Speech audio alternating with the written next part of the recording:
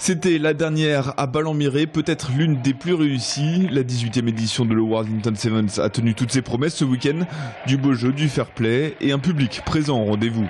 C'est quelque chose qui va faire remuer les fondamentaux et Ballon, avec toute l'équipe du HS7, a su prendre la balle au rebond, l'amener où elle est. Et l'enjeu, c'est que la Touraine accueille le plus grand tournoi de 7 de France. Plusieurs tournois étaient mis en place, 18 équipes élites s'étaient notamment donné rendez-vous.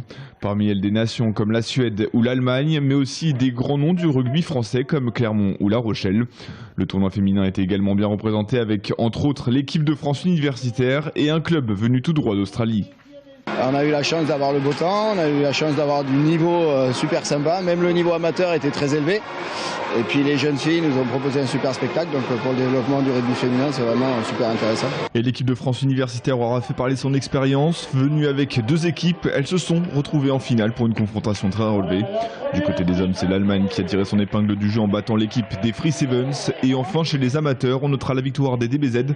Enfin, amateurs, pas tant que ça, puisqu'ils comptaient dans leur rang ni plus ni moins que Sofiane Guitoun, joueur de l'équipe de France à 15. Pour cette dernière à Ballon-Miré, les organisateurs avaient vu les choses en grand, avec notamment l'arrivée du ballon de la finale en parachute. On a toujours une petite idée un peu folle, donc cette année c'était le parachute. L'année prochaine on ne sait pas ce qu'on fera, mais en tout cas c'était vraiment une super idée.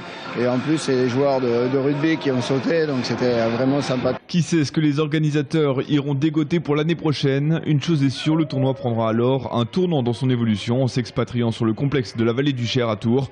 Ça promet déjà d'être grandiose.